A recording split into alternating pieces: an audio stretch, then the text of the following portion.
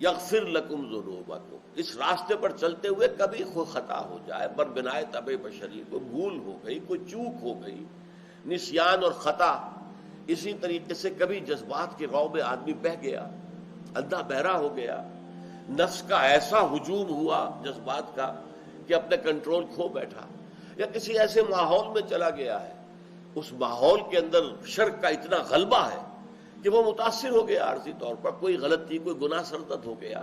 لیکن چل رہا ہے اس راستے پر، ایمان اور جہاد کے راستے پر۔ اگر اس راستے پر چل رہا ہے تو جہاں کہیں بھی قدم پھسل جائے گا، انسان گر جائے گا، فوراً کھڑا ہوگا، توبہ کرے گا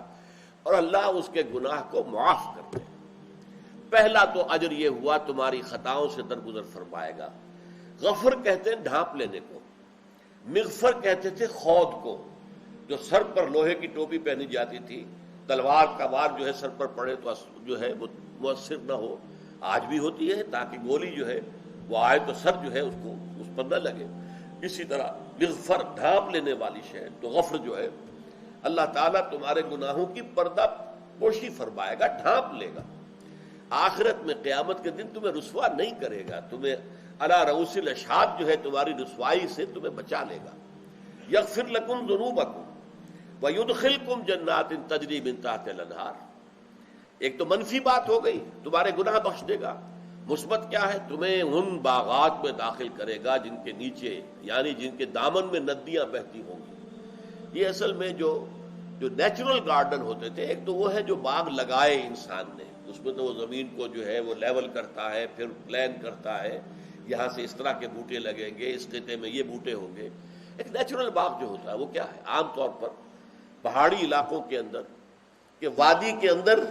کوئی نالا ہے یا کوئی چشمہ ہے یا دریا ہے بہہ رہا ہے، اور اس سے دونوں طرف جو اونچانے ہیں اس کی جڑوں کے اندر خود بخود پانی جا رہا ہے، تو وہاں پر درخت کھڑے ہوئے ہیں، وہاں پر جو ہے پودے ہیں، پلانٹیشن ہے، تو گویا کہ ان پودوں کے اور درختوں کے دامن میں ندی بہہ رہی ہے۔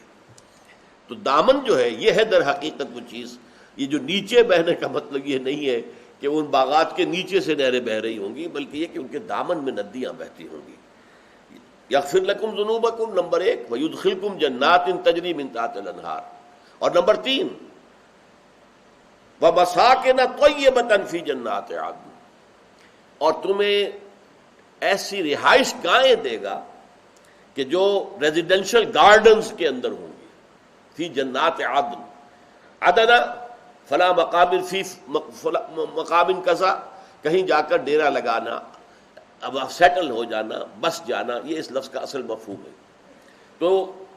عدن جہاں پہ رہائش گاہیں تمہاری ہوں گی، مساکن طیبۃ فی جنات عدن، ان باغات میں ریزیڈینشل گارڈنز کے اندر بہترین تمہارے لیے رہائش گاہیں اللہ تعالیٰ فرمائے گا۔